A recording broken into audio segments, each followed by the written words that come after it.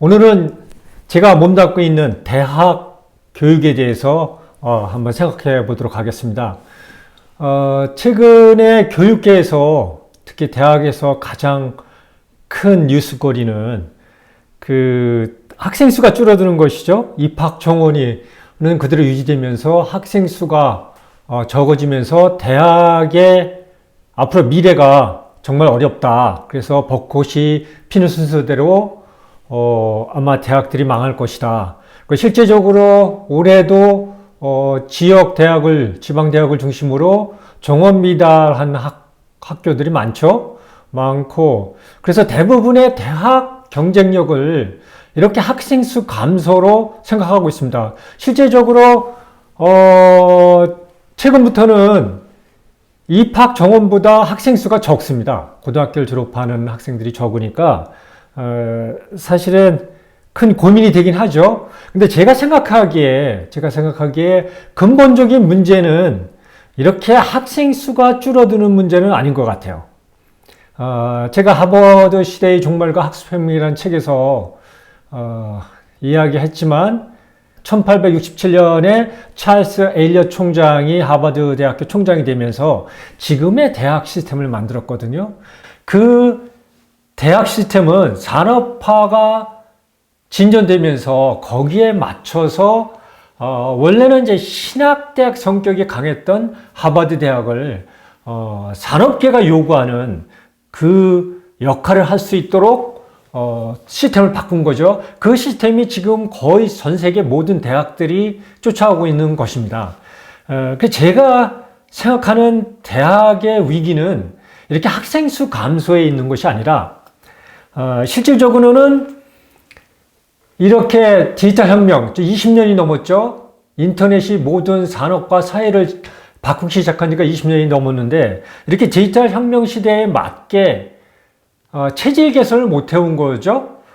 그러니까 1867년에 만든 하버드 대학의 시스템을 그대로 가져가고 있고 그 안에서 변화를 하려고 그러니까 사실 학생 수가 아무리 많다 그래도 학생 수는 채울 수 있지 모르지만, 그러니까 입학 정원은 채울 수 있을지 모르지만 대학 교육의 효능성은 떨어질 수밖에 없습니다. 제가 15년 전에 미국 특파원을 했잖아요.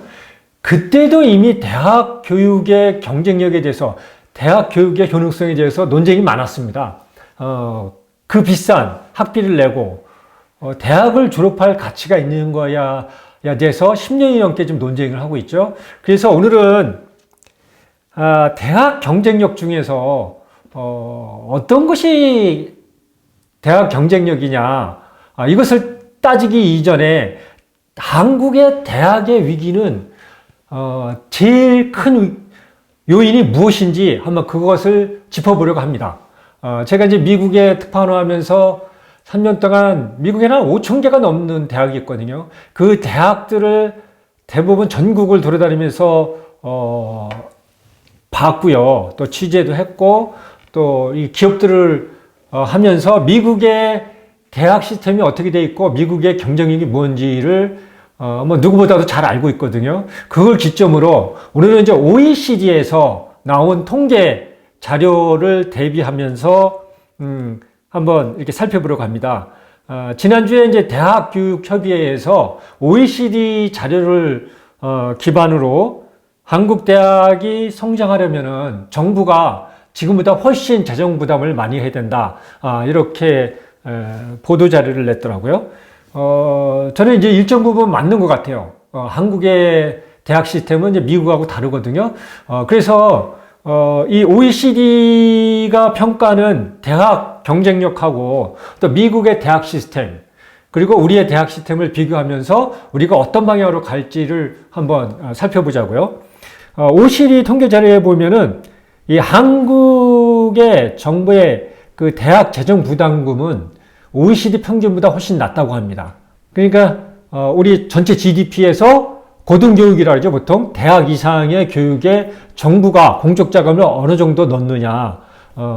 그래서 이거 이제 순위를 보면은 2011년에는 OECD 32개국 중에 우리가 22위를 했거든요. 그런데 2019년 자료에는 36개국 중에 31위를 했습니다. 그러니까 점점 더 안 좋아지고 있는 거죠. 그래서 한국의 대학 교육 경쟁력은 63개국 중에 46위에 되어 있습니다. 작년 기준으로, 2022년 기준으로요. 실질적으로 이제 더 타임, THE라고 그러죠.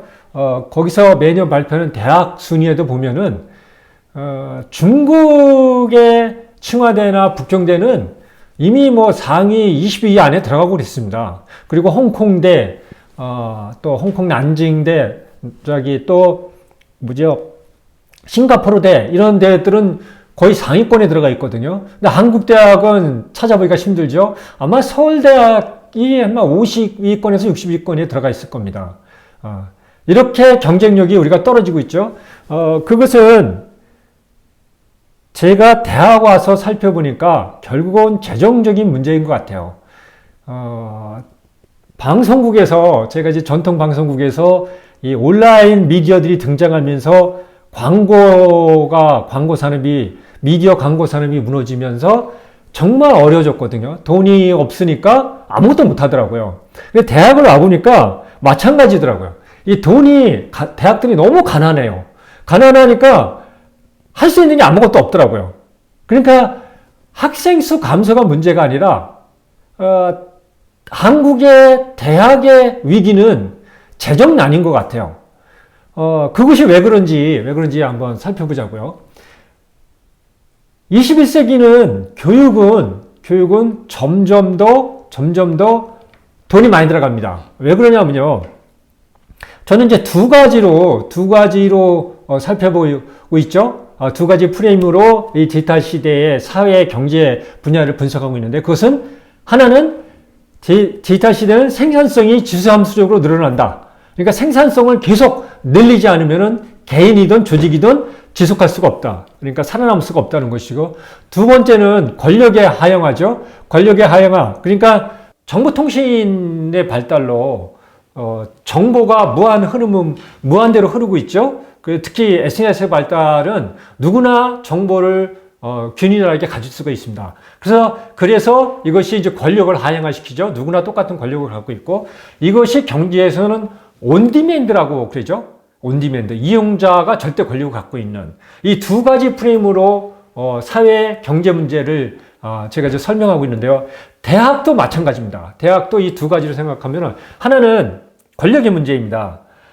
권력의 문제는 학생들한테 모든 권력이 가 있는 거죠. 그러니까 학생들이 요구하는 대로 온디맨드 교육이 돼야 되는 건데, 1867년에 하버드 대학이 만든 현대 대학의 시스템은 매스 에듀케이션입니다. 대중교육이라 그러죠. 똑같은 교육 모델로 대량 교육을 하는 거죠. 그런 면에서 아주 효율적입니다. 그것은 이제 산업화 시대에 공장화 시스템에 의해서 이 모듈화가 되어 있어서 거기에 들어가는 거죠. 거기에 맞추기 때문에 대량으로 인력을 생산하는 것이 훨씬 유리했죠. 그래서 지금 대학 시스템은 매스 에듀케이션입니다. 대량 교육이에요. 한 반에 30명 있으면 30명이 똑같은 교육을 받죠. 그런데 이제 온디맨드 시대잖아요. 학생들은 다 다릅니다. 능력도 다르고요, 역량도 다르고, 취향도 다르고요, 성격도 다릅니다. 그러니까 어느 학생은 이렇게 공부했을 때 더 잘 배우고, 이렇게 공부했을 때 더 잘 배우고, 또 어느 학생은 이 분야에 뛰어나고 이 분야는 부족하고, 어느 학생은 이 분야에 뛰어나고 이 분야에 부족하고, 이것을 다 맞춰줘야 되거든요. 이것을 제가 이제 하이퍼 내러 서비스라는 용어로 정리했죠. 그러니까 초개인 맞춤이 돼야 되는데, 지금의 대학 시스템은 그게 할 수가 없습니다. 초개인 맞춤 서비스를 하려면은 비용이 많이 들어갑니다. 일단 개인의 요구를 맞춰야 되니까 개인의 취향을 알아야 되잖아요. 그러니까 빅데이터를 분석해서 그 시스템을 갖춰서 학생 개개인한테 어떤 것이 맞춤인지를 찾아내야 되고, 거기에 맞게 시스템을 맞춰야 되잖아요. 그러니까 정말 자본이 많이 투입돼야 되는 시스템입니다. 또 하나는 성장이잖아요. 이 생산성을 높이지 않으면은 디지털 시대가 요구하는 역량을 갖출 수 없다. 그러니까 지금의 학생들은 우리 기성세대보다 생산성이 몇십 배 높아야 됩니다. 그것은 자기 전공만 해서는 할 수가 없습니다. 그래서 이거를 전문 용어로는 가트너가 한 15년 전에 내세운 얘기인데 버스털리스트라 그러죠. 버스티. 그러니까 이것저것 다 잘하는 만능 재주꾼을 키워야 된다. 그러니까 자기 전문공 분야도 잘해야지만 다른 분야도 내가 어떻게 하면은 어떤 상황이 닥치면 다른 분야도 잘할 수 있다. 이걸 이제 전문 용어로 버스텔러트라고 하더라고요. 한국 말로 하면 이제 팔방미인이죠. 이것이 왜 요구되냐면요. OECD에서 발표한 교육, 21세기 교육의 방향, 여기에 보면은 이제 그런 게 나옵니다. 기술이 너무 빨리 변하니까 경제, 사회 시스템도 빨리 변한다. 그래서 우리 학교에서 우리 선생들이 아이들한테 가르쳐야 되는데, 문제는 이 아이들이 졸업하고 나가면은 우리 선생도 아이들도 지금 모르는, 알지 못하는 직업에 이 아이들이 종사해야 된다는 것이죠. 그리고 그 일에, 그 직업에 종사하더라도 그것이 언제 바뀔지 모르고, 또 기술 변화가 지금 우리가 알지 못하는 기술이 이 학생들이 졸업을 하면 또 나온다는 것이죠. 그래서 이런 학생들한테는 아까 얘기한 버스텔리스트, 그러니까 저는 이제 스페셜리스트 능력을 갖춘 제너럴리스트라는 것으로 설명하는데요. 그러니까 전문가이면서 제너럴리스트, 이렇게 능력을 갖춰야 된다는데, 이런 능력을 갖춰야 어느 상황과 어느 기술이 와도 이 학생도 스스로 헤쳐나갈 수 있다. 그리고 특히 학생들이 스스로 배우고 익히는 역량을 갖춰야 어느 기술 현상이 새롭게 들어와도 거기에 맞춰서 스스로 배우고 그 일하는 모델을 만들어갈 수 있다. 이런 거거든요. 이런 교육 역량을 갖추려면은 일단 교수들이 바뀌어야 되고요. 그리고 교수들이 바뀌려면 어떻게 해야 돼요? 이거에 적합한 인물이 있는 게 아닙니다. 연구 교육을 해야죠. 우리 지금의 교수들이 그런 역할 변화를 할 수 있도록 변화해야 되고, 거기에 맞게 학교 시스템을 갖춰야 되죠. 그러니까 돈이 많이 들 수밖에 없거든요. 그래서 21세기 교육, 특히 대학 교육 혁신은 돈이 없으면 절대 할 수가 없습니다. 그럼 이 돈을 어떻게 마련할 거냐죠?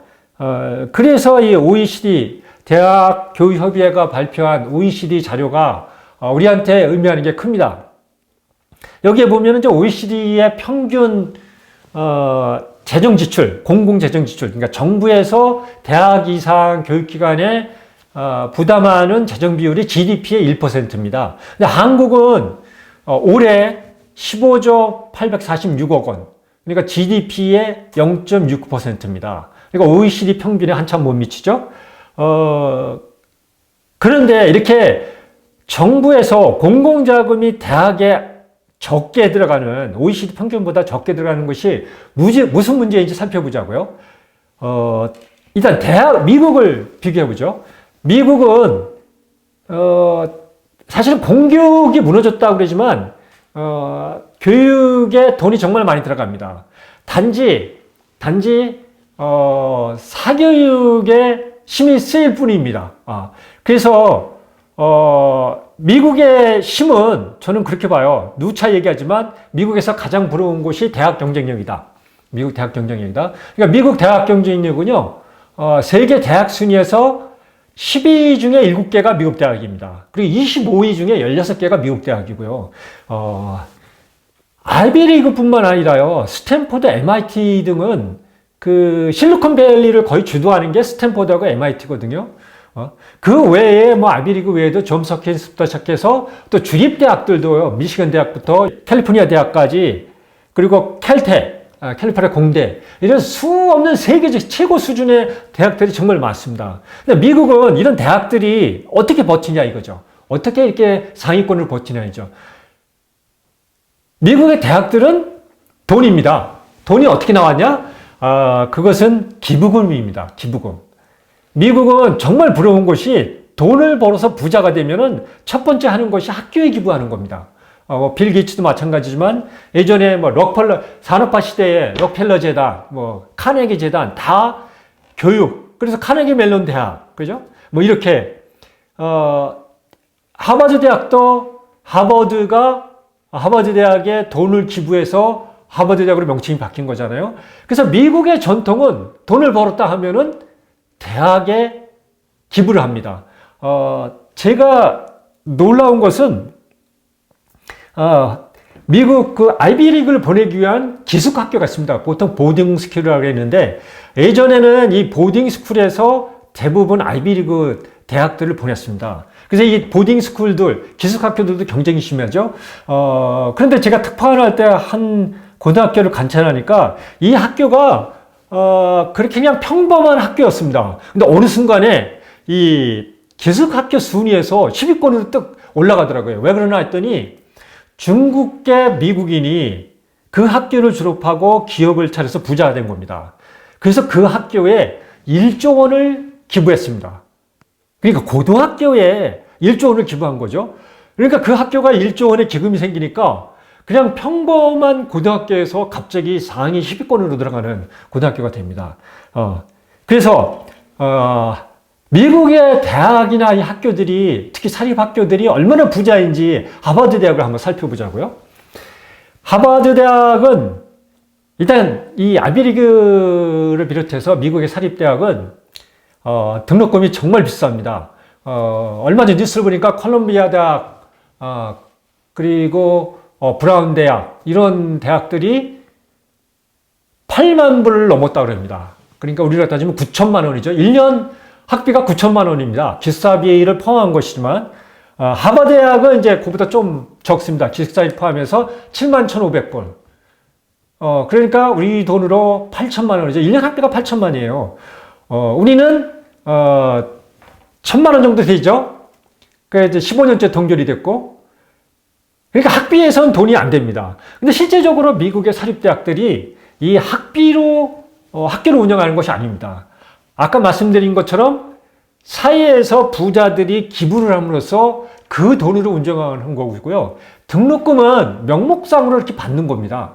받는 거고요. 그래서 하버드 대학의 기금, 하버드 대학의 기부금을 받아서 그걸 운영하는 기금, 하버드 대학의 재산이죠. 현금 재산, 그러니까 금융재산은 53.2 빌리언이니까요. 그러니까 우리 돈으로 따지면 60조 원이 넘습니다.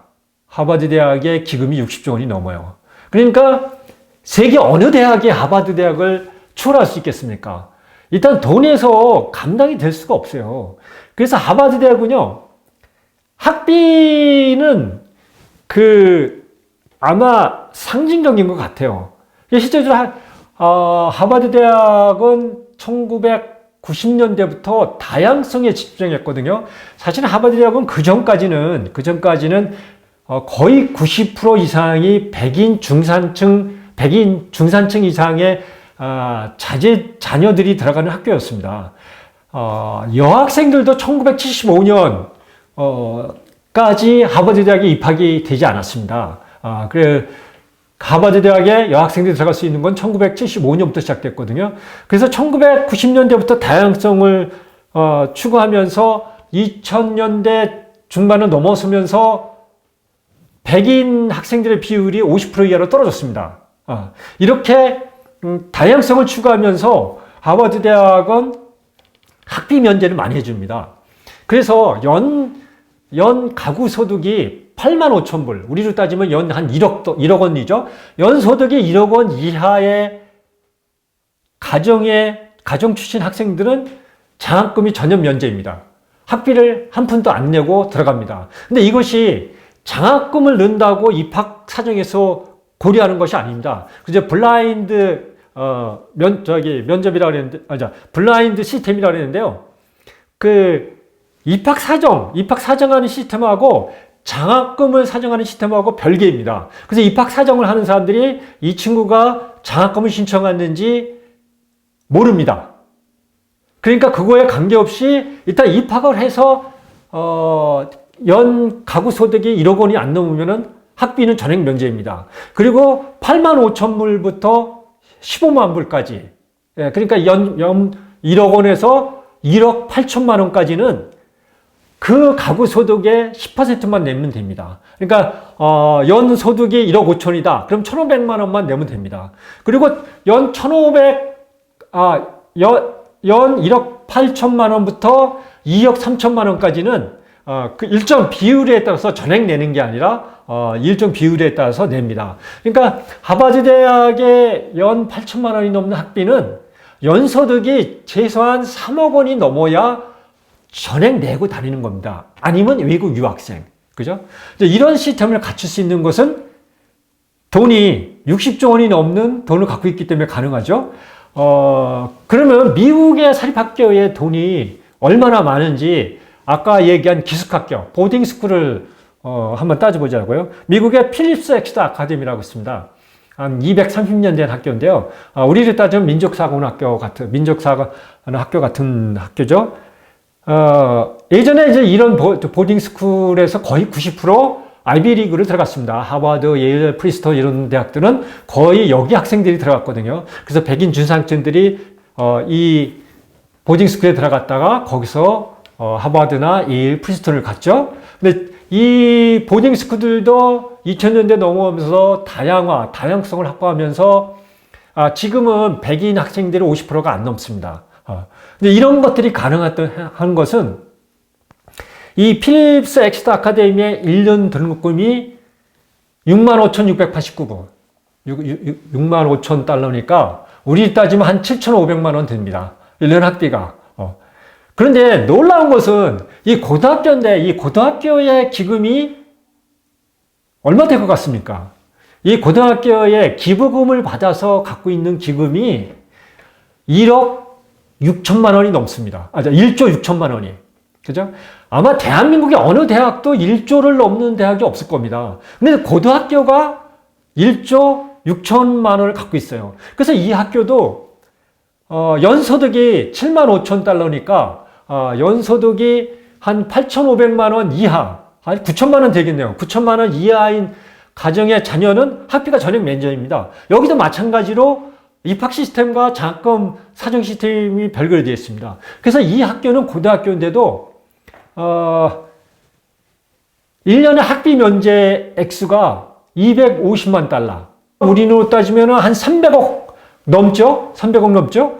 그러니까 고등학교가 이 학교의 학생 전체 정원이 1,000명이거든요. 1,000명 되는 고등학교가 1년에 300억이 넘는 학비를 면제해 주겠습니다. 이것보다도 교육 시스템을 보자고요. 왜 이렇게 돈이 많이 필요한지.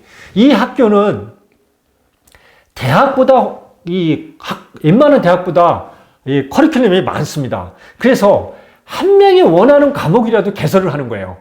그러니까 한 명이 원하면 그 선생을 고용을 해서 그 교과목을 개설하는 거죠. 그러니까 아까 얘기한 디지털 시대는 학생도 온디맨드 시대다. 그래서 학생이 원하는 것은 한 명이 원해도 만족시켜줘야 된다는 것을 이 필립스 엑스터 아카데미 같은 데서 시행을 하고 있는 거죠. 이렇게 하려니까 이렇게 돈이 필요한 거죠. 그러면은 다시 한국어 들어와서요. 한국은 지금 사실은 15년째 등록금이 동결돼 있죠. 그러니까 등록금 주수입인 등록금도 물가가 오르는데 동결됐으니까 실질적으로 수입은 계속 줄어들고 있는 겁니다. 왜냐면 운영비는 계속 올라가니까요. 올라가고 있고 한국의 부자들은요 학교에 기부 안 합니다. 학교에 기부 안 하고 다른 데 기부를 하죠. 그러니까 정말 저도 학교에 기부를 많이 못 하고 있지만 한국의 문화는 이상하게 학교에 기부를 안 해요. 뭐 이유는 이제 조금 생각해 봐야 되겠지만 유일하게 이제 부자는 삼성 계열의 재단인 성균관대학교고요. 예전에 포항제철에서 돈을 냈던 포항공대, 포스텍, 뭐 이런 몇 개 기업과 연관된 몇 개 대학만 재정적으로 안정돼 있고 거의 대한민국의 거의 99% 대학들은 재정적으로 정말 힘듭니다. 그러니까 아까 얘기한 생산성을 올리고 우리 학생들의 생산성을 올리고 그리고 학생들의 온디맨드 교육을 하기에는 거의 불가능한 수준이에요. 그럼 한국에서는 누가 이 대학 교육에 돈을 댈 거냐 이거죠. 그것은 제 생각에 정부밖에 없는 것 같아요.